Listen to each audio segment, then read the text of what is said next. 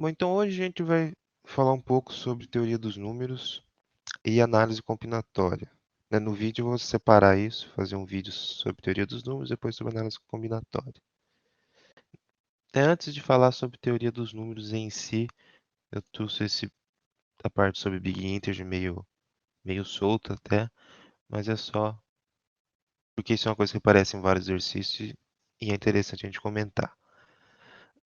A gente tem vários problemas na maratona, né, problemas dos contos, tudo, em que a gente vai trabalhar com números inteiros, que ultrapassam o limite de variáveis do tipo long, long int, por exemplo, né? Ultrapassa muito normalmente. Então aí eu coloco, por exemplo, o limite do long, long int, é um limite bem grande, mas a gente tem aí até 18, 20, 19 casas decimais. E tanto que normalmente, nos casos de entrada, a gente vê no máximo, o n é menor do que 10 a 18. E aí o long, long funciona bem. Mas tem casos, por exemplo, eu dei o exemplo do exercício jogo de boca, que é da regional de 2017, em que a entrada do n pode ser até 10 elevado a 100, né? E a gente não tem uma variável numérica inteira para tratar esse tipo de número. Então, o que que a gente pode fazer? Bom, primeiro, dependendo do que a gente tiver que fazer com esse número, a gente pode simplesmente ler ele como uma string e trabalhar com ela. Ah, quando a gente pode fazer isso? Bom, quando a gente não está trabalhando com muitas operações, né, soma, multiplicação, divisão, e assim por diante, então a gente pode fazer simplesmente algumas operações com dígitos. Sei lá, por exemplo, eu preciso contar quantas vezes aparece zero no dígito. Então, não tem necessidade de tratar aquilo como número, né? Uma string vai resolver meu problema. Ou caso em que eu até tenho que fazer algumas operações matemáticas sim, soma, multiplicação, coisas do tipo, mas eu consigo eu preciso do resto dessas operações, do módulo, e aí eu consigo usar a aritmética modular, e não preciso uma variável numérica para armazenar esse número inteiro. Eu vou armazenar só o resto das operações, e aí a string já pode resolver meu problema. A gente vai ver aritmética modular hoje mesmo na parte de teoria dos números. Mas caso não vou trabalhar com o resto e eu preciso sim fazer operações como soma, subtração, multiplicação e divisão, então aí a gente tem que de alguma forma trabalhar com esse número. Nesse caso, eu não recomendaria a gente usar C++. É possível, né? A gente tem como implementar uma classe Big Integer, a biblioteca do Thiago, inclusive, que a gente usa, está lá no Moodle. Ela traz uma implementação disso, onde basicamente você vai trabalhar o número com uma string ainda, mas aí você vai implementar a- as operações de soma, subtração, multiplicação, divisão, resto, se for o caso. O problema é que fica extenso o código nesse caso. Quando a gente está treinando aqui, estudando, com acesso à internet, acesso a material digital, tudo, isso não chega a ser um grande problema, né? Você pode ter ali o código, copiar e colar. O código extenso não muda muito a nossa vida, não muda muito o tempo que a gente leva para fazer exercício. Mas, na competição em si, onde a gente só pode usar material impresso, isso pode levar um certo tempo que você perde, entre aspas, ali. Você vai ficar um tempo codando aquela enorme, fazendo a soma, subtração, multiplicação, para aí entrar na parte do exercício. Então, uma alternativa é a gente usar Java ou Python, que já tem forma de tratar isso melhor. Peraí. Em Python, por exemplo, a gente não precisa nem se preocupar com isso. Uma variável numérica inteira, ele já vai alocar a quantidade de memória necessária para comportar o tamanho do número. Então, não é uma preocupação muito grande. Aí eu deixei alguns links em básico de Python para os exercícios, né, como que a gente pode fazer. E em Java, assim como o C, a gente já tem os limites das variáveis lá, o int, né, não cabe qualquer número, mas aí a gente tem a classe Big Integer, que a gente pode usar e dentro ela já tem essas funções implementadas das operações aritméticas. Tá, mas a gente trabalha sempre com C++, então migrar para outra linguagem só para tratar esse tipo de coisa não é um pouco chato, não é um pouco complicado? Poderia até ser, né? A gente já está acostumado a fazer uma série de coisas no C++, mas normalmente os exercícios que a gente vai precisar usar Big Integer, eles não vão precisar de coisas muito complexas, a gente não vai ter que usar, sei lá, uma estrutura muito, sei lá, complexa do STL ou coisa do tipo. E de repente a gente precisaria de um tempo para aprender a usar isso em Python ou em Java. E se precisar de alguma coisa, aí eu acho que em Java dá para trabalhar até tranquilo, né? Se a gente usar collectors, por exemplo, tem muita coisa parecida da STL. Então, não acho que seja um grande problema essa migrar nesse caso em específico, porque são exercícios normalmente entre aspas mais simples, tirando o fato de trabalhar com números muito grandes. Então, vamos entrar agora de fato na teoria dos números. A teoria dos números é o ramo da matemática que se preocupa com propriedade de números inteiros. Ah, algum matemático aí disse que é a disciplina mais pura da ciência mais pura, né? E por que que isso é interessante para a gente? Bom, a computação é, em sua essência, matemática discreta, certo? Então, a gente vai sempre trabalhar muito com números inteiros, com suas propriedades. E o estudo dessas relações, as propriedades de números inteiros e tudo mais, vai permitir a gente resolver vários problemas de forma eficiente, né? Primeiro, já vão ter alguns algoritmos já derivados direto da teoria dos números, que já vão nos ajudar muito. E também eles vão ajudar bastante a melhorar a eficiência de certos algoritmos. Então, sei lá, tem algum algoritmo, de repente a gente só consegue pensar num método por força bruta de resolver, fazendo uma busca exaustiva ali, o que pode ter uma complexidade alta, dependendo dos limites das variáveis, ou seja, do nosso intervalo de busca. E quando a gente estuda a teoria dos números, vê algumas propriedades, algumas coisas, ou a gente pode chegar numa fórmula que a gente descobre aquilo direto, resolve uma equação ali boa, ou a gente, no mínimo, consegue reduzir bastante o intervalo de busca e também melhora a eficiência do nosso código, da nossa solução. Então, dentro do que a gente vai ver em teoria dos números, a gente já vai ver algumas coisas que acontecem nesse sentido. Claro, é uma área muito grande, a gente vai ver apenas alguns tópicos interessantes, aqueles que mais aparecem dentro dos problemas, que é mais interessante a gente saber. Primeiro, falando um pouco de números primos, é algo bem básico em teoria dos números, né? O teorema fundamental da aritmética se baseia em números primos, né? A ideia de que todo número pode ser fatorado em números primos. Então, né, a gente pode pensar numa forma de... A gente precisa de uma forma de, pelo menos, testar se o número é primo ou não, através do nosso código. E, né, só lembrando, mas acho que isso não é problema para ninguém, que números primos são números naturais que têm apenas dois divisores, um e ele mesmo, e esses divisores são distintos, então o número 1, não, por definição, não é primo. Então, a gente poderia pensar primeiro no algoritmo ingênuo para determinar se o número é primo ou não, onde a gente percorre todos os números de 2 a n-1 para testar se o número n é primo. E se em algum desses casos n for divisível por i, então a gente retorna falso, porque quer dizer que ele tem pelo menos mais um divisor do que 1 e ele mesmo. Caso contrário, ou seja, ele passa por toda essa busca sem retornar falso, então ele é primo. Né? E esse algoritmo tem complexidade O de n. Mas a gente só precisa testar, de fato, até a raiz de n. Como eu falei, uma das coisas que a teoria dos números vai nos permitir é reduzir o intervalo de busca. Essa demonstração eu já tinha trazido ano passado, quando eu falei sobre teoria dos números, mas só, né, um avisinho rápido aqui. Não gosto, né? Não dá para a gente perder muito tempo com demonstração, mas esse ano eu tentei trazer um pouquinho mais de demonstração que ano passado, certo? Aí depois vocês me falam se ficou melhor assim, para quem já teve aula ano passado também, ou se é melhor menos demonstração, ou se ainda foi pouco, porque, né, eu também não fiquei indo muito a fundo nisso. E são demonstrações mais intuitivas, assim, eu não me apeguei muito a formalismo, né? Algum matemático de plantão aí poderia me xingar por algumas coisas, mas só para a gente ter uma ideia. Então, né, só para provar por que que a gente só precisa testar até a raiz de n.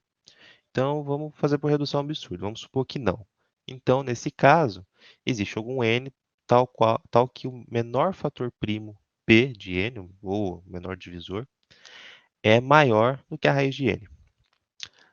Nesse caso, bom, e a gente também sabe que se p divide n, então n sobre p também divide n, certo? E, por hipótese, n sobre p deve ser maior do que a raiz de n. Afinal, se p é o menor fator primo e ele já é maior do que a raiz de n, então n sobre p também tem que ser maior que raiz de n por hipótese. Nesse caso, a gente teria que p maior que raiz de n e n sobre p maior que raiz de n. Então, com isso, a gente teria, né, multiplicando os dois lados da desigualdade, que p vezes n sobre p é maior do que raiz de n. O que é absurdo porque p vezes n sobre p é n. Então, a gente chega a um número absurdo. Então, por isso, a gente pode dizer que a gente pode testar só até a raiz de n. É meio que um elemento central aí, né? Separa. A partir disso, os divisores são simétricos.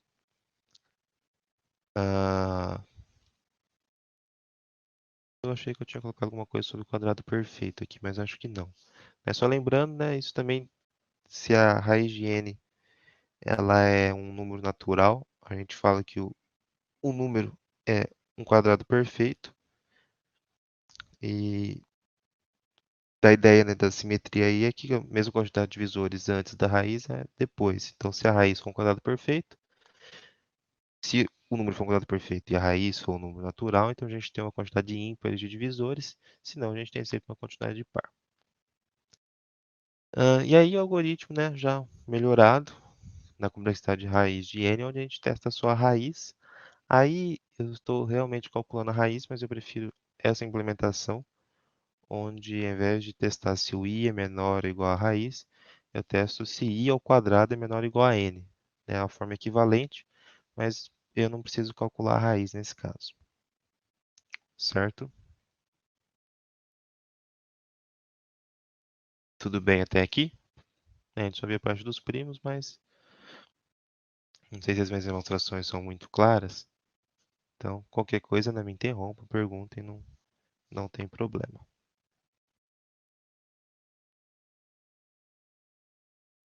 Tudo certo? O crivo de Eratóstenes. Ah, ele é muito útil, esse método. Ele é um método bem encontrar número primos até um certo valor limite. E ele é muito útil quando a gente vai precisar de vários primos, digamos assim. Sei lá, a gente vai fatorar um número, ou no nosso problema a gente vai ter que testar vários números, se eles são primos ou se eles não são. Então, o crivo é uma forma interessante que a gente já pode pré-processar, né, antes de começar o problema em si. A gente já descobre todos os primos até aquele certo valor limite, depende do nosso problema. E depois a gente já usa esses valores calculados, esses valores prontos. Não precisa ficar testando toda hora. Então a gente consegue fazer o teste em complexidade constante depois de ter calculado os primos. E a gente também pode ter um vetor ali com todos os nossos primos, se a gente precisar. Ah, aqui, bom, depois eu volto nesse GIF. Vamos primeiro ver como que o método funciona, depois a gente vê a representação dele. A ideia do método é que a gente vai, quando o número é primo, a gente vai marcar todos os múltiplos dele como sendo composto, né? Ou seja, como sendo não primo. Que é a ideia de que se ele é múltiplo de um primo, então ele tem mais de um divisor além de um e ele mesmo, então eles não são primos. Então, inicialmente a gente vai criar uma lista com todos os números de 2 a max, marcando todos como primos. E aí, para cada número i de 2 até a raiz desse valor máximo, né, baseado no que a gente já tinha visto no teste da primalidade, que a gente não precisa ir até o número. Se o i estiver marcado como primo no momento que a gente passar por ele, então de fato ele é primo.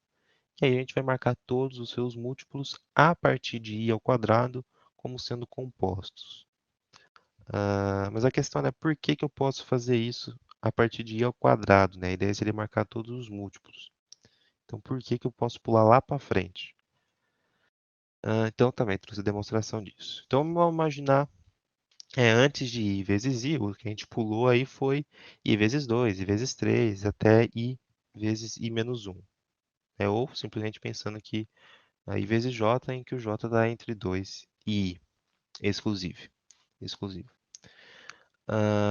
Certo. Se a gente tem a operação, o produto i vezes j, x é múltiplo de i e também é de j, certo?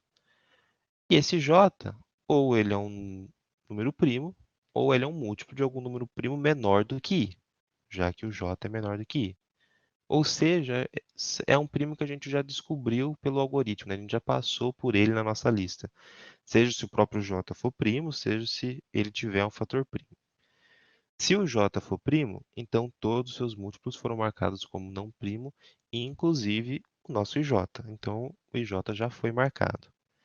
Se j é um múltiplo de algum primo p, então ele foi marcado como composto e os seus múltiplos também foram, porque os múltiplos de j também são múltiplos de p, já que j é um múltiplo de p.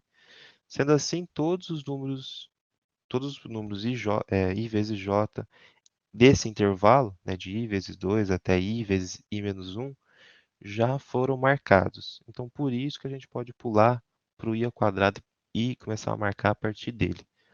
Isso vai melhorar bastante nossa eficiência nesse método. Aqui a implementação em C++, eu acho que isso tem na biblioteca do Thiago, devo ter tirado de lá, não lembro certinho. Mas basicamente, né, a gente vai percorrer os primos, né, intervalo de busca a gente já tinha para o teste de primalidade, né, de 2 a raiz de n, onde n é o meu valor máximo aqui, né, até onde eu quero ir. E depois, né, se o número for primo, ou seja, se ele ainda estiver marcado como primo, eu vou percorrer de p ao quadrado até n, pulando de p em p, porque eu quero só os múltiplos desse primo, e vou marcando como não sendo primo, vou setando falso. A única coisa aqui é que eu estou criando uma lista com os primos, né? Então eu tenho um vetor que eu vou dando pushback no valor primo, mas essa lista está incompleta, né? Porque eu estou indo só até a raiz de n. Então, se eu quisesse a lista completinha, aí eu teria que mudar a condição para ir até n. Em teoria, eu tenho um trabalho extra, mas se eu preciso, se vale a pena eu ter esse vetor de primos, então eu posso mudar essa condição sem problema. Então, fazendo isso, o meu vetor é primo fica certinho, fica todo mundo marcado corretamente, mas eu não tenho esse vetor primos completo. Então, voltando no exemplo, né, aqui, começando no 2, ele foi marcando todos os múltiplos de 2. Viu que o 3 é primo, marca todos os múltiplos de 3 a partir do 3 ao quadrado, a partir do 9. O 4 não é primo, ele pula para o 5. Mesma ideia. O interessante é que a gente está indo até 120 aqui. A partir do 11, né, o 11 ao quadrado é 121. Então, a partir do 11, ele já não marca mais nada. Ou seja, quando eu chego nesse momento, se a gente não precisar montar minha lista de primos, né, igual ele faz aqui, o meu algoritmo já acabou. Ele já marcou o que dá para marcar, o meu vetor é primo já estava pronto quando ele chega no 11. Então vejo que é um método até bastante eficiente, que aí eu já ainda até o 10 eu já descobri todos os valores primos até 120. Então esse é um algoritmo que a gente vai usar bastante também. Tudo bem? Um detalhe também, né, que vale muito em teoria dos números e análise combinatória. Existem alguns casos que a gente pode gerar um vetor, uma matriz de consulta, na mão ou previamente por outro programa e já inserir pronto no nosso código para a submissão do problema. E aí a gente vai economizar o tempo de fazer esse pré-processamento.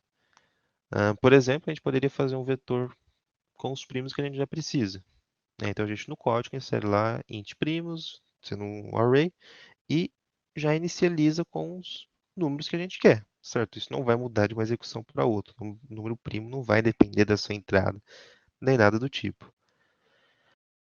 Ou eu poderia fazer um código, né, se for muito primo para pôr na mão, que eu gero aquilo automaticamente, depois só, sei lá, jogo um TXT de saída à minha execução e depois colo aquilo no código também.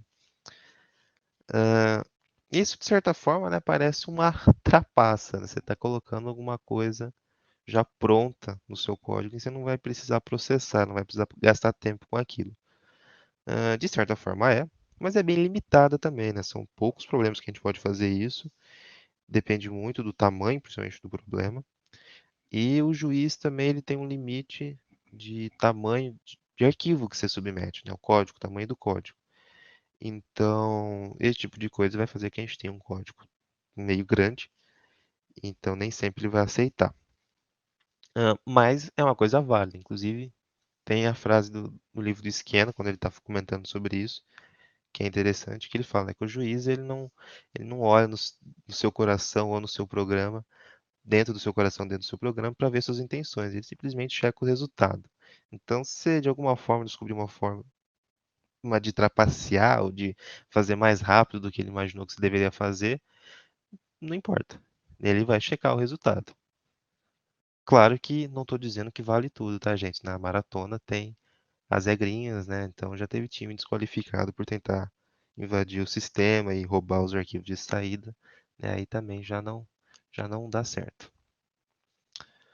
Mas é uma técnica válida usar essas tabelas de consulta, né? Lookup tables que ele chama, para fazer essas soluções, entre aspas, offline, né? Onde você tem um processamento offline em um outro programa e simplesmente já tem alguma coisa pronta. Aqui, né, um códigozinho para fatoração, baseado que a gente já gerou um vetor de primos, né, de alguma o crivo, por exemplo, ou um vetor já pré-processado, como a gente acabou de ver. É um algoritmo aí simplesinho para fatorar. Não sei dizer se é o mais eficiente possível, mas a gente simplesmente vai dividindo o número pelo primeiro primo, até que não dê para dividir mais, passa para o próximo e assim por diante. Mas a gente precisa fatorar o número, já tem alguma coisinha aí. Máximo divisor comum, né? Esse também é uma coisa que aparece bastante nos nossos problemas. E, a gente vai usar mesmo na aula hoje para falar sobre a equação de Diofantina. Então, o problema que a gente tem é encontrar o maior divisor comum de um par de números. É isso, a gente pode estender para mais números aplicando para a para. E a gente tem o conhecido algoritmo de Euclides para resolver isso. Acho que todo mundo deve ter visto isso em pelo menos algum exercício em algoritmos 1. Né? A André gosta sempre de mostrar o algoritmo de Euclides, depois a gente implementar isso. Uma observação, né? Se o MDC, né, se o máximo divisor comum entre dois números for igual a 1, ou seja, né, praticamente eles não têm outro divisor comum, só o próprio 1, então a gente diz que x e y são coprimos ou primos entre si.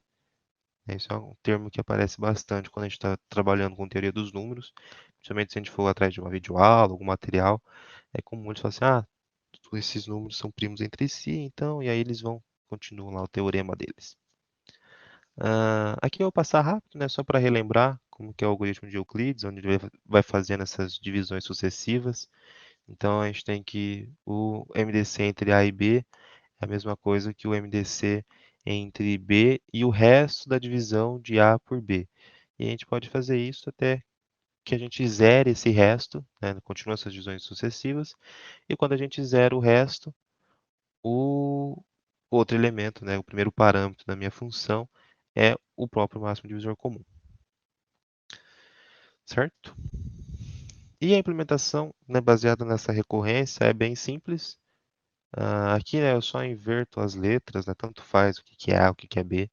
Vocês vão ver que em alguns momentos da aula às vezes está invertido a nomenclatura, mas dá na mesma.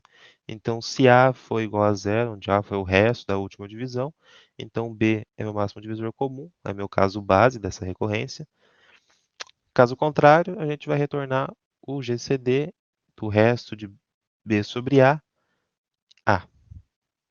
E aí a gente já tem um algoritmo simplesinho para calcular o GCD, o máximo divisor comum, entre dois números. Como mini múltiplo comum, a gente vai usar também o mesmo algoritmo, porque, novamente, né, a gente tem os teoremas aí, dos números, que facilitam a nossa vida. Um deles é esse que fala que o produto entre o mínimo múltiplo comum e o máximo divisor comum de dois números é igual ao produto dos dois números. A gente sabe calcular o produto dos dois números, a gente sabe calcular o MDC, que a gente acabou de ver. Então, se a gente precisar do mínimo múltiplo comum, a gente simplesmente vai fazer o produto de x vezes y dividido pelo MDC. Normalmente os autores comentam, né, a gente tomar um certo cuidado com esse produto x vezes y, porque isso pode estourar o limite das nossas variáveis numéricas, né? A gente pode ter um overflow. Então, na implementação, a gente dá preferência para primeiro fazer a divisão e depois a multiplicação. Fazer a primeira divisão às vezes parece meio estranho, que a gente fala assim, mas e se der um número real, né? Se a gente tiver decimal, isso pode truncar, pode dar problema. Poderia ser, mas nesse caso em específico, como a gente está trabalhando com o GCD, com o máximo divisor comum, a gente sabe que esse valor é divisor tanto de A como de B. Então, essa divisão é uma divisão inteira, certo? A gente não tem resto. Então, não tem nenhum problema de começar pela divisão, depois multiplicar pelo A, não vai ter problema de arredondamento, de truncamento, nada disso. E a gente não corre o risco de dar overflow.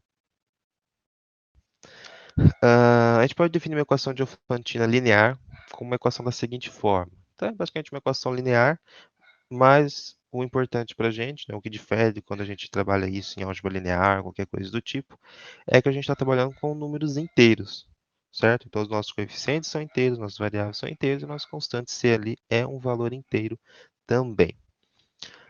Em particular, a gente está preocupado com o caso, com as equações Diofantinas de duas variáveis, que nos nossos problemas, na maioria dos casos, vão ser dessa forma. Então, a gente tem a equação ax mais by igual a c. Lembrando, todos os números são inteiros. Antes da gente ver como resolver isso em si, vamos pensar em problemas em que isso pode aparecer, que às vezes isso acho que é o menos óbvio, né? Tá, tem essa equação, tem essa forma de resolver, bonito, mas onde eu vou usar isso? Bom, primeiro vai ter exercícios que isso vai ser mais óbvio. Né? Exercício fala assim, tem uma equação, preciso igualar, até inventa uma historinha, mas né, só falta uma plaquinha lá escrito, você vai ter que usar a equação de Diofantina. Então, são os casos mais óbvios. Porém, tem problemas mais chatinhos, né, os mais complexos principalmente, em que isso não é tão óbvio.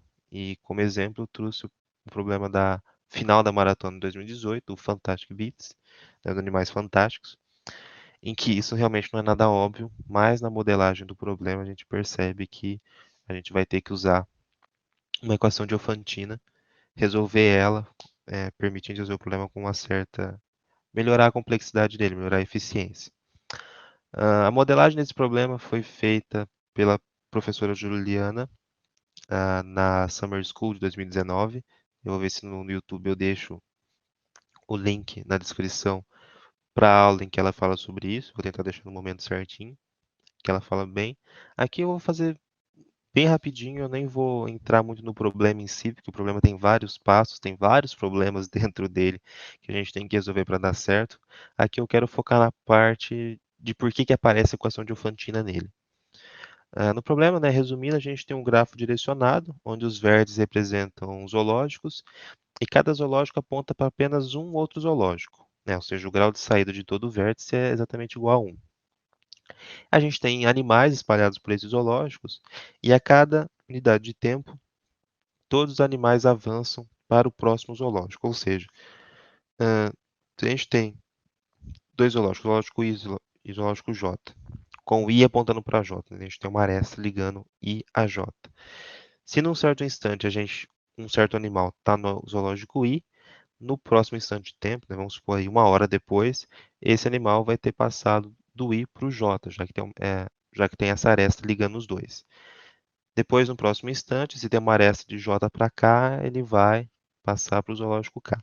E assim por diante. E o que a gente quer determinar nesse exercício é onde e quando todos os animais vão se encontrar no mesmo zoológico ao mesmo tempo. Se isso puder ocorrer mais de uma vez, né, então a gente quer determinar o primeiro encontro, né, o encontro mais cedo.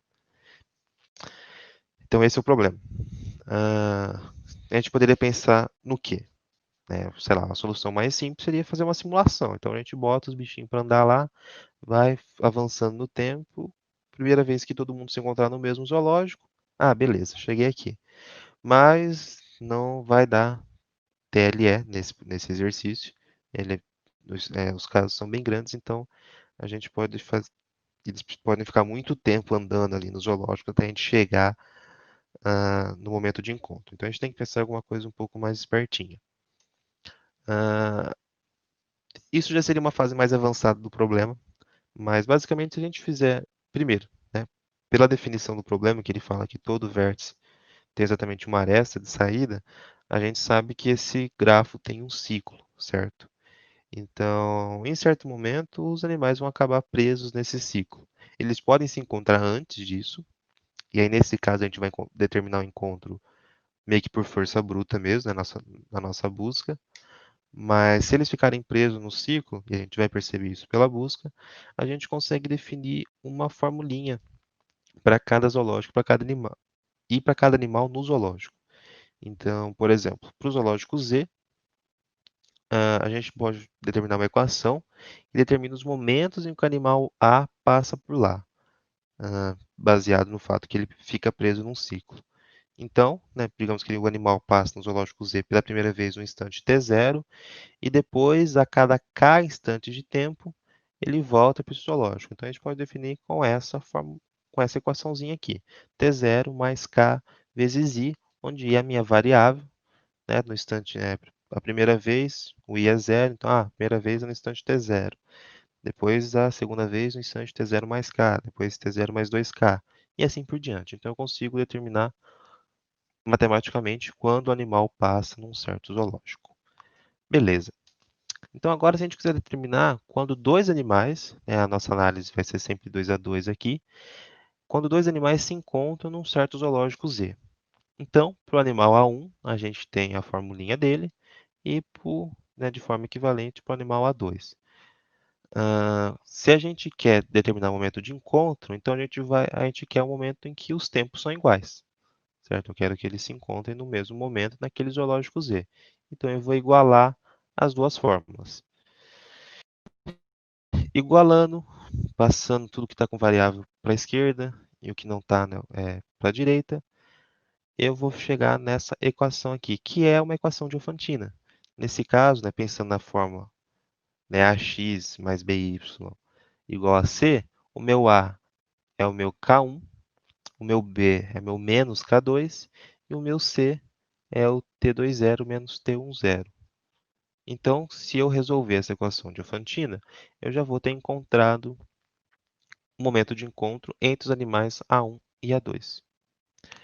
E aí o resto do exercício, depois se vocês quiserem ver, tiverem curiosidade de tentar resolver, vocês podem ver a modelagem da Juliana, eu vou deixar lá no vídeo.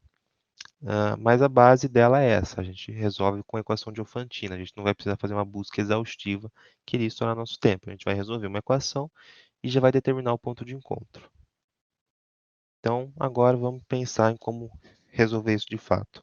Ano passado, né, como comentei, eu já tinha falado sobre a equação de Diofantina, mas eu não trouxe nenhuma demonstração, né? Foi basicamente, ó, o algoritmo é esse, vamos aceitar. Esse ano eu tentei trazer, eu acho que fica mais claro, não é tão complicada a demonstração, e eu também dei uma simplificada, não, né, não fiquei muito preso ao formalismo. Então, primeiro, né, a proposição importante é que uma equação Diofantina de forma x mais by igual a c admite solução c e somente c. O máximo divisor comum entre A e B divide C, ou seja, C é divisível pelo MDC de A e B. Vamos provar essa proposição. Primeiro, no sentido, né, de ida, então, se tem solução da equação de Diofantina, então o C é divisível pelo MDC. Então, a gente está partindo da hipótese que a gente tem uma solução inicial, x0 e y0. E vamos chamar o meu MDC de A e B de D, né, para simplificar. Então, a gente sabe que D divide A e D divide B por definição, certo? Afinal, é o MDC dos dois. Então, a gente pode reescrever o A e B como sendo um produto, né, de um Azão D e o B é Bzão D, certo? Já que o D é um divisor desses números, então, né, tem algum outro divisor, aí, algum outro número que multiplicado por ele volta no nosso número. Lembrando que a gente está trabalhando sempre com o número inteiro aqui, certo? Então, voltando na equação de Diofantina, aplicado, né, a solução que a gente pode substituir o Azinho pelo Azão D e o Bzinho pelo Bzão D. E deixando o D em evidência, a gente tem a seguinte situação. Dzinho vezes essa outra equação de Diofantina, por assim dizer. E a gente pode denotar essa parte da equação, né, dentro do parênteses, por sendo um valor inteiro Q. Então, a gente teria que C é igual a D vezes Q. Dessa forma, né, sabendo que D é inteiro, é o nosso MDC entre A e B, e Q também é um valor inteiro, a gente tem que D divide C. Então, a gente provou no sentido da ida, né? Se a gente tem solução, então o meu C é divisível pelo MDC entre A e B. Qualquer dúvida nas demonstrações, vocês me interrompam, tá? Agora no sentido da volta, né? Então, se o C é divisível pelo MDC de A e B, então a gente tem solução. Então, a gente tem o MDC, vou chamar de D de novo. E aí, essa parte eu não vou demonstrar, né? Aí ficaria muito extenso também, muito minucioso.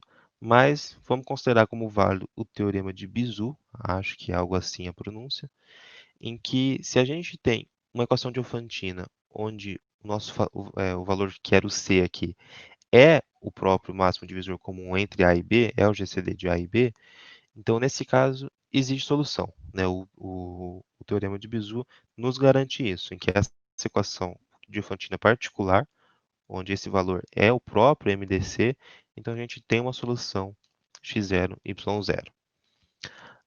Por hipótese, a gente disse que o D divide C. Então, isso quer dizer que existe um valor T inteiro, de forma que C é igual ao produto de D vezes T. Então, a gente tem que C igual a dt, e a gente sabe que D é essa equação, né, aplicada à solução inicial. Então, C é igual a x0 mais by0, tudo isso multiplicado por T. Distribuindo T, a gente fica com essa forma aqui, onde se a gente pensar isolada, que né, a gente tem uma equação a equação de Diofantina inicial, certo? A gente tem A multiplicado pelo nosso x e o B multiplicado pelo nosso y. Então, a solução para essa equação vai ser x0, t, y0, t, né? Sendo que x0 e y0 a gente garante que isso existe pelo teorema de Bezout. Então, portanto, se D divide C, então a equação admite solução. Então, a gente não só conseguiu provar que admite, como a gente também descobriu uma forma de obter, né, com pelo menos um esboço de como obter. Porque se a gente conseguir solução para essa forma, onde a gente vai substituir o nosso C pelo MDC de A e B, então a princípio a gente vai ignorar essa parte da equação. Se a gente descobrir uma solução para isso, a gente consegue chegar numa solução para a equação de Diofantina original. Então, além de a gente provar essa proposição, a gente também tem uma forma de obter. O que essa proposição ajuda a gente é saber se uma equação de Diofantina tem solução ou não, né? Porque pode acontecer, no caso do Animais Fantásticos mesmo, pode acontecer dos animais nunca se encontrarem, né? Eles entram no ciclo, fica ali, sei lá, um atrás do outro, de fato, e eles vão andar sempre junto, então eles nunca vão chegar no mesmo ponto. E o que vai aparecer na equação de Diofantina nesse caso é que quando a gente olhar para ela, a gente vai ver que o C não é divisível pelo MDC entre A e B. Então, é uma forma rápida, fácil de determinar se tem solução ou não. Então tá, agora digamos que é possível ter que tem solução, ou seja, né, cumpre aquela condição, então a gente quer obter ela. De forma resumida, a gente vai obter uma solução para essa equação de Diofantina, a gente ignora o C, a gente vai trocar pelo GCD entre A e B, e a gente vai ver como fazer isso, mas vamos supor que a gente já sabe fazer isso. A partir disso, né, a gente vai multiplicar o valor x0 e y0 por t, onde t é igual a c dividido pelo GCD. E também, se uma equação de Fantino ela tem solução, então ela vai ter infinitas. Está errado aqui. Ela vai ter infinitas. E a gente pode descobrir todas as outras variando k nessas equações aqui, certo? Então, né, às vezes a gente quer uma solução específica, a gente pode ficar brincando com isso. Depois eu também tenho o código que já tem isso pronto, ele acha todas as soluções dentro de um certo intervalo. Beleza, mas então vamos pensar, né, nessa primeira etapa. A gente quer uma solução para esse caso em específico, onde o meu valor C é o próprio MDC entre A e B. A prova, né, a gente vai fazer isso com uma prova por indução e que a gente já vai nos dar o algoritmo. Né? Por isso que eu falo que seria interessante se a gente tivesse algo nesse sentido mais profundo dentro das nossas disciplinas. Mas enfim, o caso base é quando o A ou o B, a gente vai ver que depois eu vou mostrar a implementação, onde as letras estão todas invertidas, mas é simplesmente que de onde eu peguei a implementação ele foi por outro caminho, mas é equivalente. Né? Mas aqui pegando que o caso que o A é igual a zero. Se o A é igual a zero, a gente vai ficar com a equação da seguinte forma. BY é igual a GCD de 0 e B. E pelo algoritmo de Euclides, que é a base também de como resolver a equação de Diofantina, a gente sabe que o GCD de 0B é B, certo? Pela nossa recorrência lá. Então, BY é igual a B, y só pode ser 1, certo? O x pode assumir qualquer valor, mas a gente quer uma solução qualquer, a gente viu que uma equação de Fantino tem soluções infinitas, então, por simplicidade, a gente vai fazer que x é igual a zero. Poderia ser qualquer outro valor, mas vamos dizer que x é igual a zero. Então, esse é o nosso caso base. No passo da indução, então a gente não vai garantir nada, então a gente tem ax mais by igual a mdc, mas também pelo algoritmo de Euclides, a gente sabe que, né, o GCD de A, B é igual ao GCD do resto da divisão de B sobre A, né? Então, os dois vão assumir um valor C. Então, eu posso olhar para esse lado, onde tem a equação de Fantino original, mas como eu sei que isso é igual a isso, então eu também posso pensar numa equação de Diofantina para esses parâmetros, né? B resto A. Então, eu tenho essa outra equação de Diofantina. Não posso ficar tentado a usar o mesmo x e o mesmo y, certo? Embora vai ser o mesmo c, o mesmo valor de um lado para o outro, não é a mesma equação. Então, não são as mesmas variáveis também. Então, eu chamei de x1 e y1. Né? São outras variáveis. E reservo isso. Né? Marquei ele como asterisco, a gente vai voltar nisso logo. A gente também sabe, né, isso aqui a gente sempre viu no ensino médio, essa forma de pensar na divisão, em que considerando a divisão inteira, então essa fração aqui é sempre o resultado da divisão inteira, nesse caso, a gente pode escrever o b como sendo o quociente da divisão de b sobre a vezes a, mais o resto da divisão, certo? Então é um teorema aí bem basiquinho, a gente quase sempre vê no ensino médio, pelo menos. A partir dessa equação eu vou isolar o resto, né? Então eu vou deixar o resto aqui na esquerda. Fiquei na seguinte forma. Por quê? Porque eu quero voltar agora nessa equação que a gente reservou e substituir o resto da divisão por essa expressão. Certo? Então, eu tenho b menos o quociente de b sobre a vezes a, x1, a, y1 igual a c. Distribuo aqui, né? Faço a distributiva e deixo em evidência o a e o b. O que acontece com isso é que eu volto nessa forma original aqui. Né? Eu tinha os coeficientes AB. Aqui eu também tenho os coeficientes AB. E onde eu tinha o x, agora eu tenho y1 menos b sobre a x1. E no lugar do y eu tenho x1. Então eu descobri como determinar x e y a partir dos meus coeficientes, são conhecidos, e de uma solução para esse caso aqui, certo? Baseado no algoritmo de Euclides. O que isso me garante, ou melhor, o que o algoritmo de Euclides me garante, é que fazendo essas divisões sucessivas, no final eu vou chegar no caso base. E no caso base, a gente já tem uma solução, a solução 0,1. Então, voltando, né, recursivamente, eu vou descobrindo todas as minhas soluções até chegar no meu caso original. Tudo bem? Faz sentido? né? Basicamente, a gente vai fazer uma alteração no algoritmo de Euclides, onde a gente descobre uma solução para o caso base, e a partir dela a gente descobre a do caso anterior e vai voltando até chegar na minha equação original. Aqui eu traço a implementação, eu peguei no site, né, do CP Algorithms. Como eu falei, ele vai por outro caminho, né, porque tanto faz no GCD, o que se considera como sendo A, considera como sendo B. Então as letras são todas invertidas. Não quis mudar, já que a implementação não é minha, mas dá na mesma, né? Então vai ser baseado naquelas formulinhas. Como eu falei, só está invertido, né? Então aqui o x é y1 e o y é o resultado daquela equação, com tudo invertido. E normalmente, né, quando se implementa, a gente chama de GCD mesmo, porque é quase a mesma coisa, a gente só tem a inserção dessas partes aqui que a gente trabalha com o x e com o y. Ah, isso, né, vai resolver o nosso caso que o C é igual a MDC entre A e B, né? Então aqui ele também traz a implementação para o caso geral, onde a gente tem o A, o B e o C, certo? E aí nossas duas variáveis e o próprio GCD, se quiser. E aqui ele retorna true ou false se tem ou não solução. Então aí sim, ele vai chamar o nosso GCD estendido. Se o C não for divisível por G, então não tem solução. Se tem, a gente descobre a solução. Aqui ele também está considerando que o A e o B, ó, o valor absoluto, certo? Então aqui ele tem que fazer alteração do sinal se for necessário.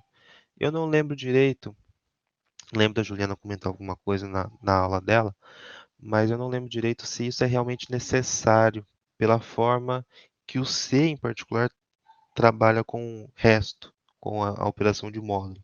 Ele trabalha de uma forma um pouco diferente quando a gente faz resto no negativo, que eu não lembro se isso aqui é realmente necessário, mas por via das dúvidas é melhor deixar assim, né, já que ele traz a implementação, não vai ter problema dessa forma. Aconselho depois a entrar no site, porque ele traz algumas. Primeiro, né, ele já comenta sobre o problema em si, não traz só o código. E ele traz outras implementações, por exemplo, se você quiser uma solução qualquer, todas as soluções, melhor dizendo, dentro de um certo intervalo, baseado no fato que tem infinitas soluções. Então já tem bastante implementação pronta. É interessante a gente ter isso para só aplicar quando a gente conseguir modelar um problema com a equação de Diofantina. E no geral, né, o maior problema das equações de Diofantina não é a solução, né, embora seja interessante entender, ver a demonstração, ver por que que a gente pode fazer isso, mas a gente pode ter o código pronto, só usar mesmo como se fosse caixa preta. Mas o problema normalmente vai ser modelar os problemas para chegar na equação de Diofantina, né? Então, no caso de Animais Fantásticos, aconselho todo mundo a dar pelo menos uma lida no problema depois. Ah, não tem nada que você olha para ele e fala, nossa, isso vai ser um problema matemático, no final das contas. Você olha, é um problema de grafo, você fala assim, como que eu determino o momento de encontro? Deve ter alguma coisa específica de grafo. E na verdade, não. Na verdade, acaba se tornando um problema matemático, um problema de resolver uma equação de Diofantina. Várias equações de Diofantina no caso. Então, o maior problema não é como resolver, é como chegar na equação que você precisa. E vai ter alguns problemas de implementação, sim. No caso de Animais Fantásticos, por exemplo, tem que se preocupar com overflow, tem algumas macetes lá para evitar isso. Por isso eu aconselho quem quiser fazer exercício, olhar a aula da Juliana, onde ela comenta bastante sobre esse exercício específico.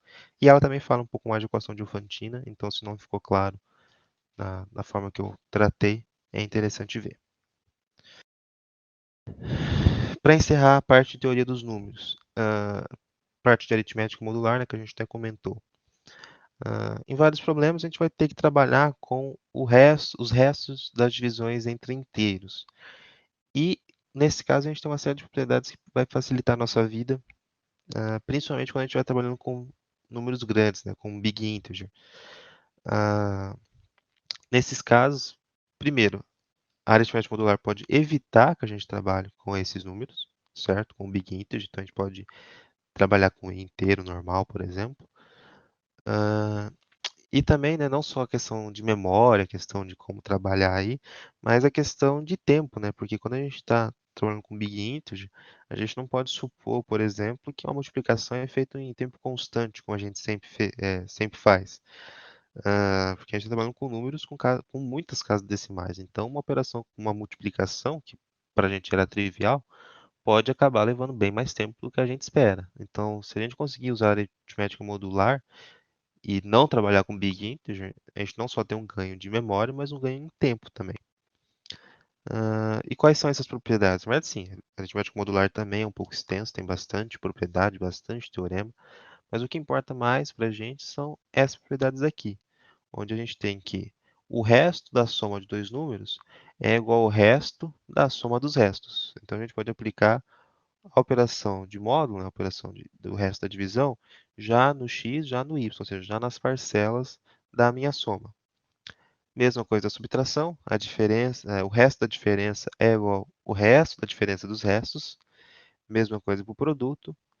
E para potência, né, para divisão também, não coloquei aqui, mas é a mesma coisa. Só tomando cuidado, né, da divisão, questão de divisão, estamos trabalhando com divisão inteira.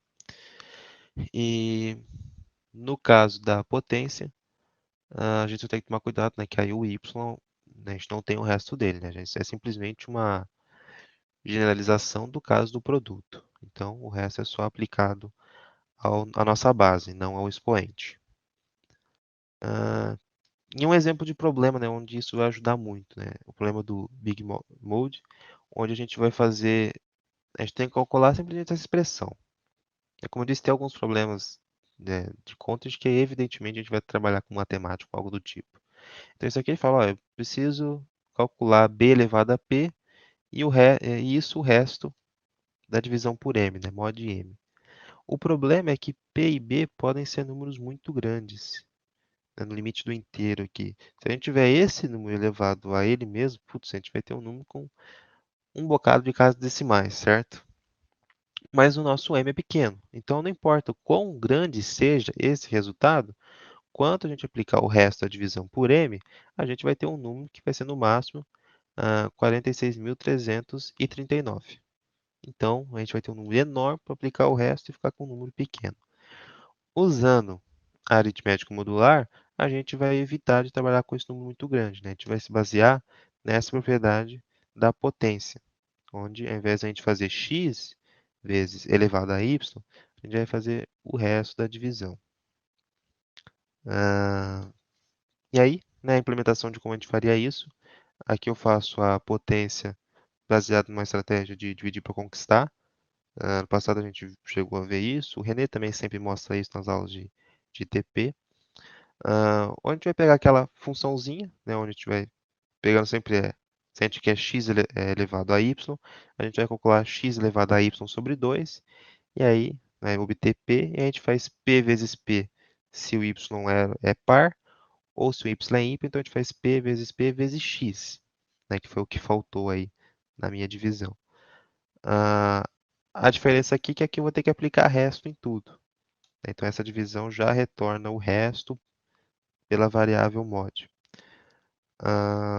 Aqui eu não estou aplicando o resto, né, que a gente viu lá que o produto tem que ser o resto, produto dos restos, porque o P já me trouxe o resto da potência, certo? Então aqui já está implícito o resto, não vou precisar aplicar de novo.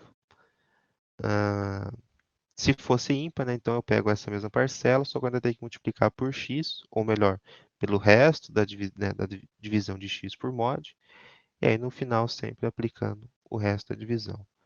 Então isso aqui já vai me resolver aquele problema, onde eu vou fazer x elevado a y, mas como só me interessa o resto, eu já posso usar aquela propriedade. Então a aritmética modular também aparece bastante nesse exercício. Tem vários exercícios que pode dar uma resposta muito grande e ele já fala, olha, eu quero a resposta mod 10 elevado a algum número alto lá, mais 7, um valor meio arbitrário que eles escolhem, só para a gente não ter que trabalhar com big integers, né? A gente já poda ali o resultado. Tudo bem? Com a teoria dos números. Então, antes da gente falar sobre análise combinatória, vamos ver os exercícios, né, do conto, já que foi sobre esse tema. Depois a gente fala sobre análise combinatória.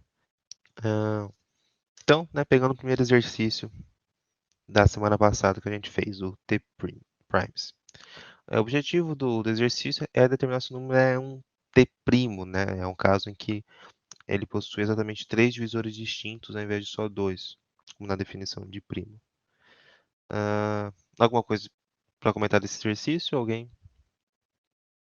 Acho que esse todo mundo fez, eu não tô com o ranking aqui agora. Mas esse eu acho que era tranquilo, né? A gente podia simplesmente pensar nas formas de teste para primo que a gente já tinha e adaptar ele para o caso que a gente quer três divisores e não só dois, certo? Ah, pensando que a gente vai fazer vários testes nesse exercício, a gente pode pensar também pelo crivo de Erastótenes, já que já que são vários primos, então a gente já pode definir isso de antemão, depois só consultar. Então, a gente vai ter que fazer alguma alteração nesse algoritmo. E também pode ser útil pensar, né, que todo T' é um quadrado perfeito. Afinal, se ele tem um número ímpar de divisores, então no meio deles a gente vai ter a raiz do próprio número como sendo um número natural. Então, isso também é uma observação que pode ser útil. Tudo bem com esse? Alguém teve algum problema com ele? Alguma dúvida?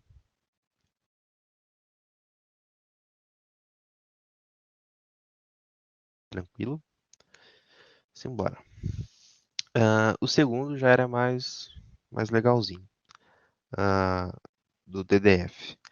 Ele fala que a gente tem uma sequência, né, x1, x2 até xn, e essa sequência ela é chamada de DDF, se a gente tem que, para qualquer elemento, né, xi mais 1, ele é a soma dos dígitos do elemento anterior, ou seja, soma dos dígitos dos fatores do elemento anterior, do xi. Então, por exemplo, ele dá essa DDF aqui, 17, 9, 13, 5, 6. Se a gente pegar os fatores de 17, a gente tem que é 1 e 17, né, um número primo. E se a gente somar todos os dígitos, né, 1 mais 7 é igual a 9, que é o próximo elemento da minha sequência. Da mesma forma, se pegar os fatores de 9, somar os dígitos, a gente tem 13, que é o próximo elemento da sequência, certo? E assim por diante. Como que a gente pode resolver esse exercício? Então, né, qual que é o objetivo? A gente vai, ou melhor, nosso objetivo é, dado um intervalo definido por mn, encontrar a maior DDF possível que se inicie com um número nesse intervalo. É um detalhe que eu achei meio chato nesse exercício. Chato assim, não me toquei a princípio, acabou dando alguns problemas.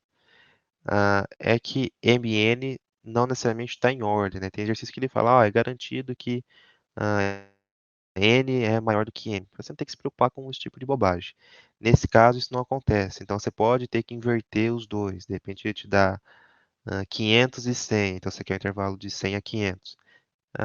Sei lá, meio bobagem. Às vezes dá ah, problema no nosso exercício.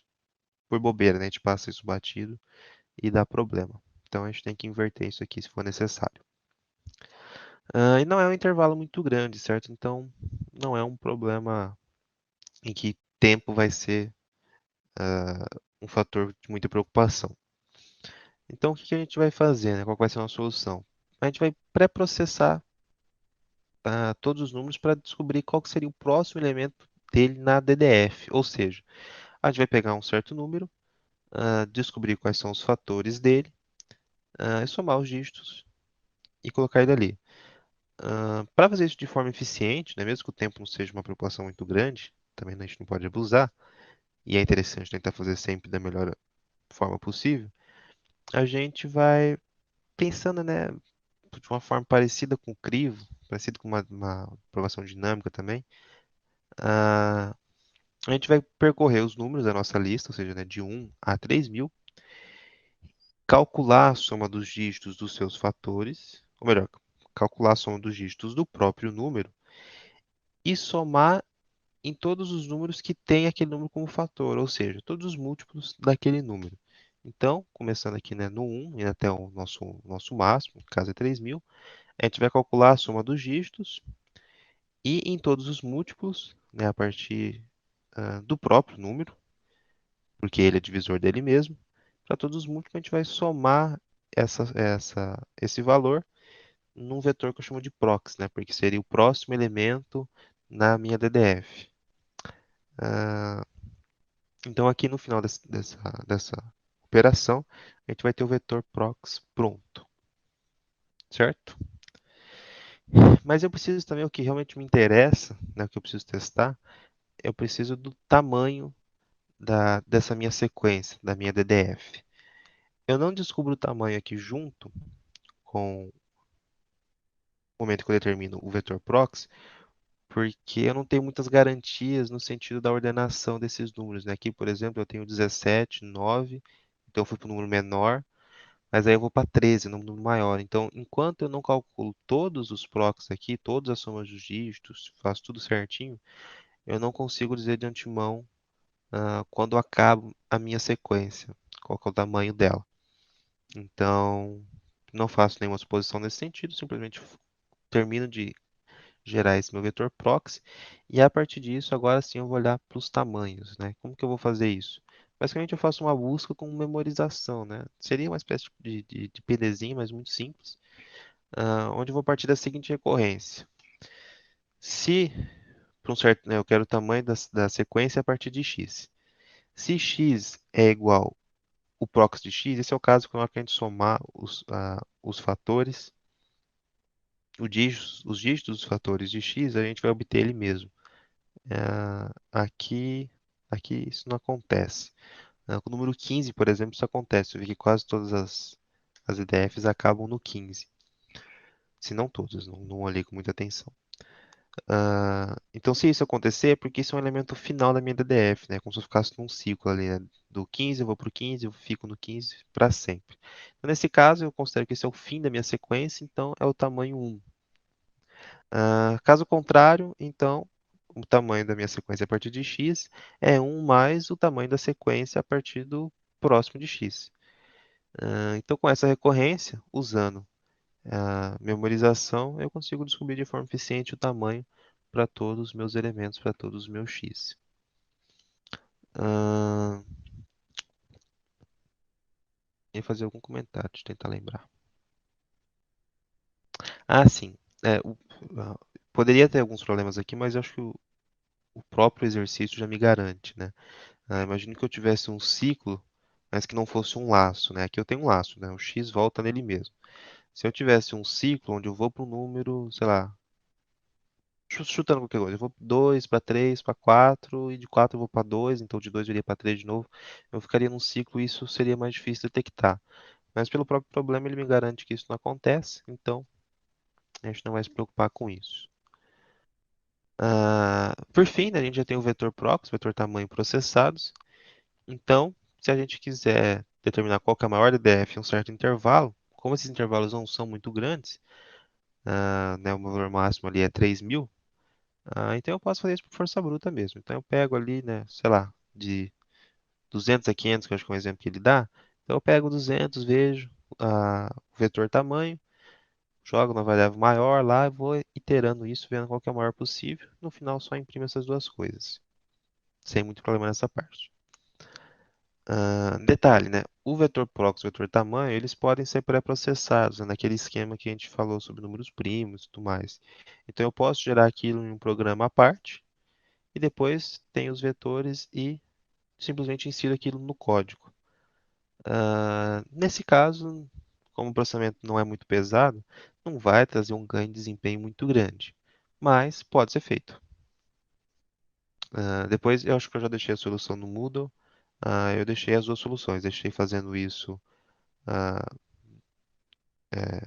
em tempo de código, em tempo de execução, já calculando essas coisas, pré-processando o vetor proxy e o tamanho, e também a versão em que isso já está pronto. Fica lá dois vetores enormes no código e eu só vou consultando eles. Alguma dúvida nesse exercício? Esse eu acho que poucos tinham feito. Quem não tinha feito, deu para entender agora qual que é a ideia.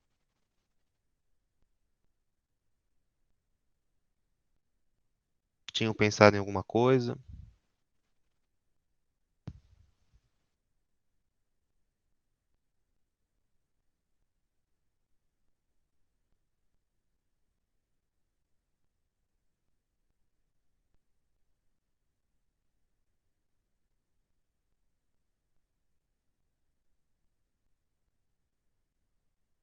Não é, esses problemas são meio chatinhos nesse sentido. É que ele fala na parte do fim, que depois fica ciclando no próprio número.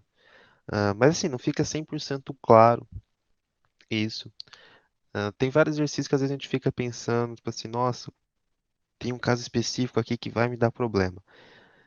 Se sem esse caso for muito fácil resolver, às vezes, né, você tá na dúvida, assim, será que isso acontece, não acontece? Às vezes vale a pena a gente tentar, tipo assim, vou tentar pensando que isso aqui não vai acontecer, e ver o que acontece. Então, nesse caso, daria certo, né? Nesse caso, esse problema maior não existe. Então, é claro, né, isso não é regra geral, tipo, tu fala assim, qualquer exercício, tenta o caso mais simples e vê o que que dá. Não, pode perder tempo com isso. Mas é uma questão de estratégia, né? Digamos que você está lá na maratona, já fez o que dá para fazer, os exercícios que sobraram são difíceis e tem um que você acha que dá para fazer, só tem algum caso que te preocupa, só que você não tem certeza se acontece ou não. Tenta fazer imaginando que não acontece e vê o que que dá. Ah, então, quem não fez, o problema foi mais esse, né? Só para a gente tentar entender onde estão os problemas. O problema foi, ah, como o Papa falou, né? Não perceber a questão do ciclo, fora o próprio laço. Foi algum problema com o enunciado, só para a gente entender. Onde estão os problemas, pra gente ir melhorando.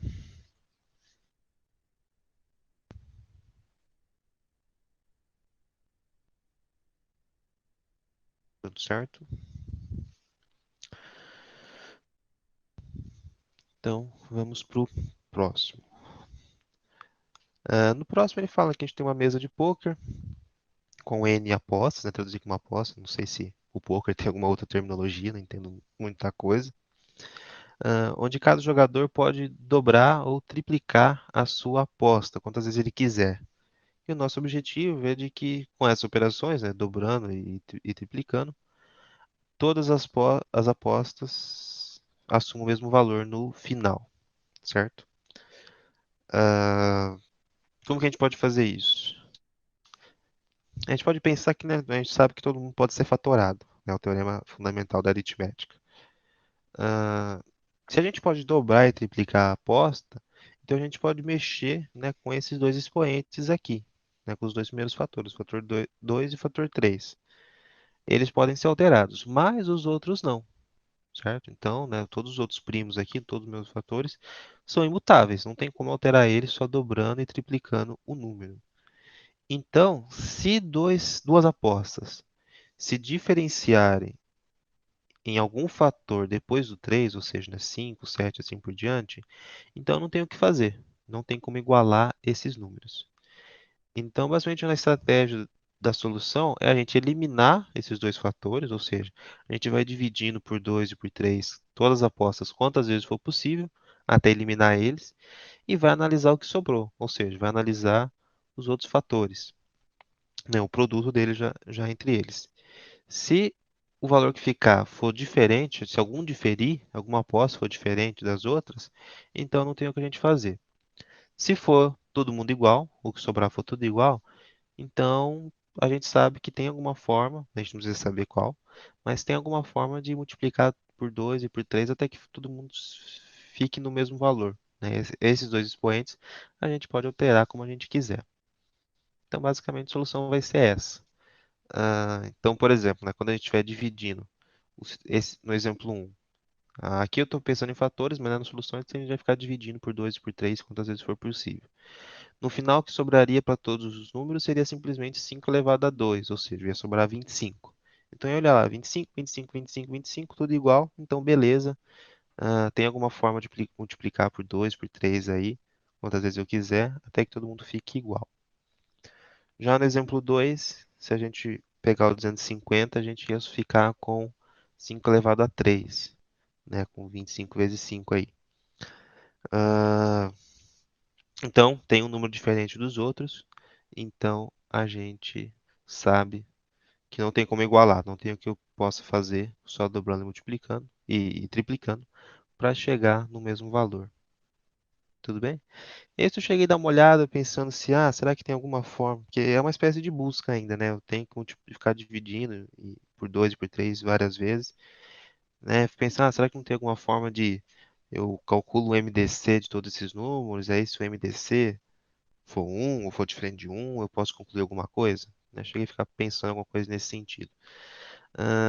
Até achei alguma coisa, dá para resolver usando o MDC, mas não achei grande vantagem, que no final a gente também tem que ficar fazendo várias divisões sucessivas, ou multiplicações sucessivas, eu não lembro agora. Então, no final, muda muito pouco no desempenho do algoritmo e fica um pouco mais difícil. Então, não achei grande vantagem. Achei que essa é a forma mais simples mesmo. Divide 2 por 3 o quanto dá, e depois olha o que sobrou. Se for tudo igual, maravilha, se não, não é possível. Tudo bem? Algum problema nesse? Alguém resolveu de forma diferente?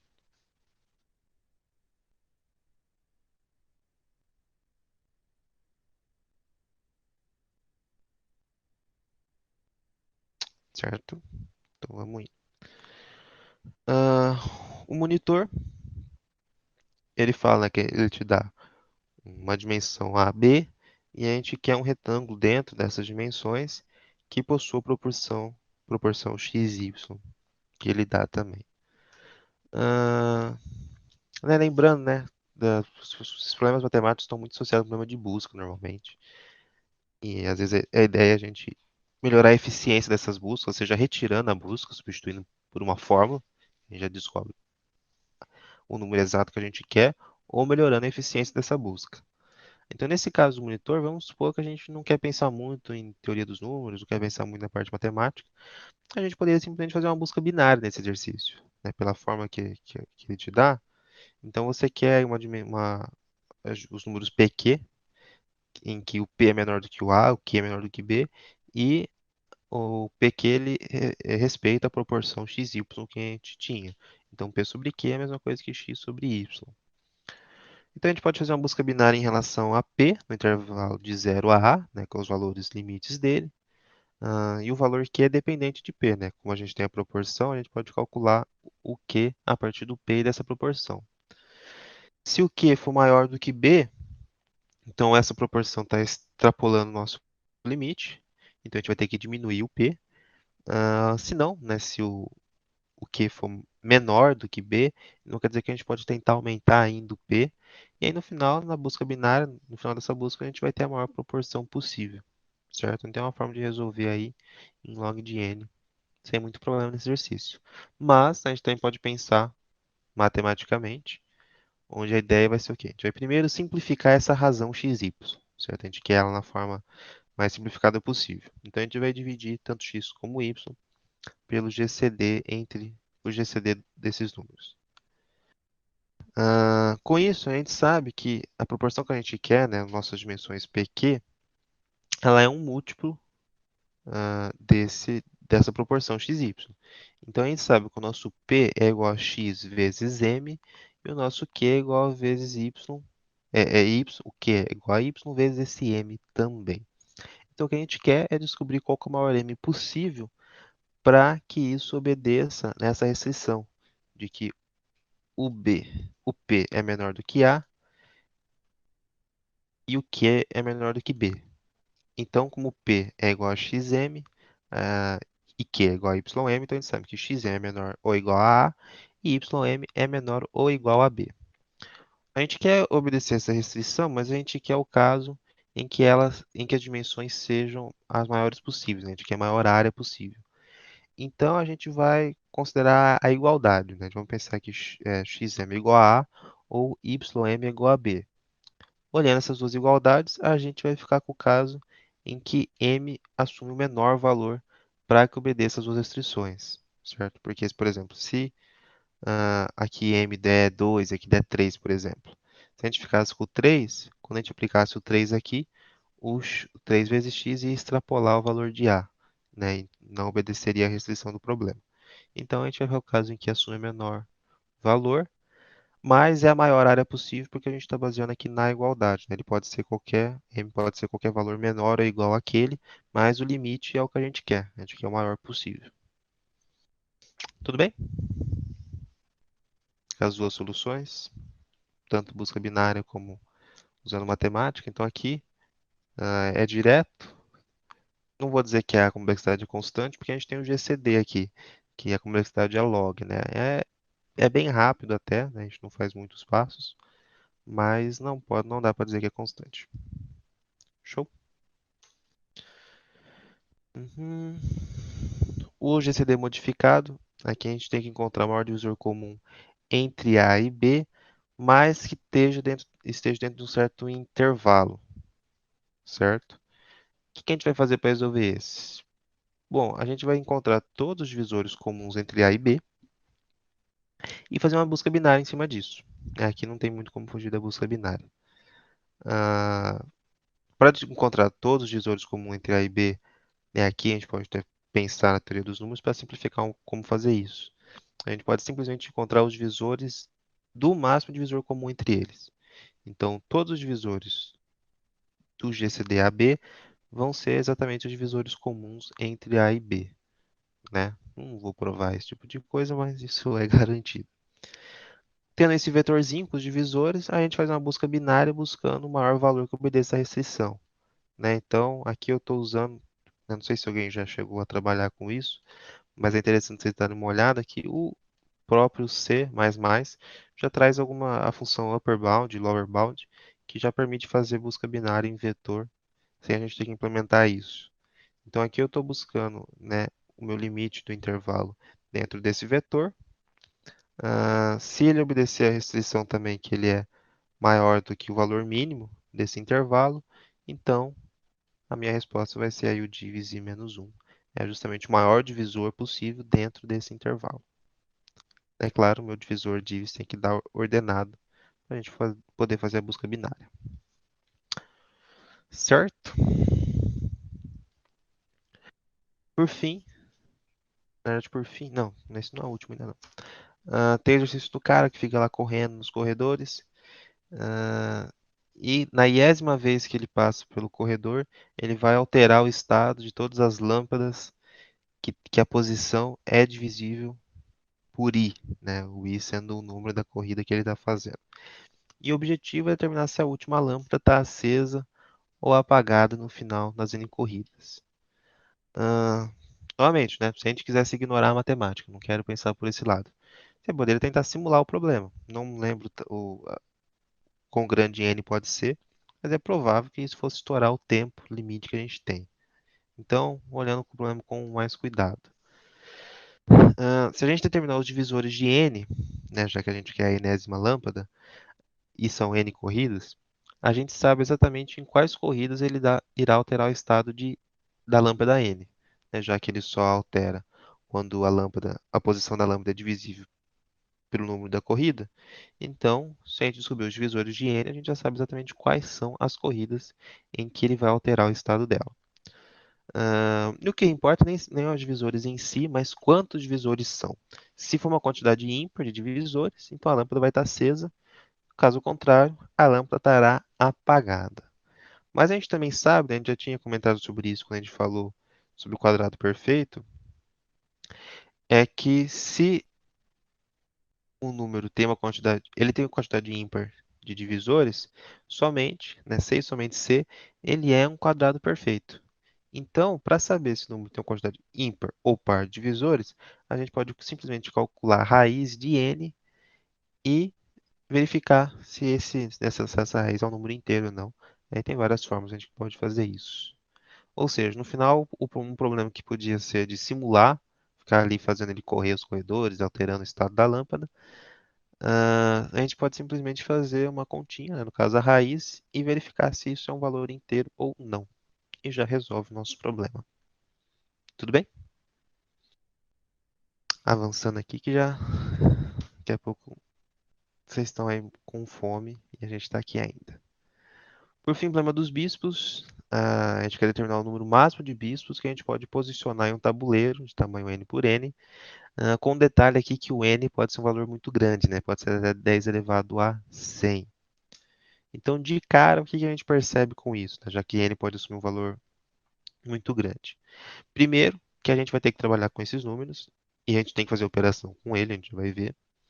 Então, a gente vai ter que trabalhar com Big Integer, seja implementando isso em C ou migrando para Java ou Python. Outra coisa é que fazer algum tipo de busca, né, por força bruta, backtracking, é inviável, né? Já que a gente tem aí 10 elevado a 100 posições, não quero nem pensar quantas possibilidades tem aí, diferentes tabuleiros, diferentes posições para bispos.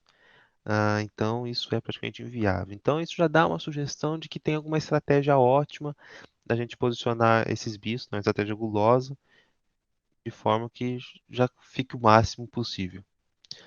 E de fato tem, né, uma estratégia simples que é basicamente eu vou posicionar na primeira linha com bispos. Na primeira linha eu encho de bispo, coloco em todas as posições, e aí tudo coloridinho é só para marcar o que está comprometido, né, onde eu não posso pôr bispo. Do que sobrou, o melhor lugar possível, né, ali embaixo, enchendo de bispo também, com exceção das duas extremidades. E agora todo o tabuleiro está comprometido, eu não posso mais colocar bispo.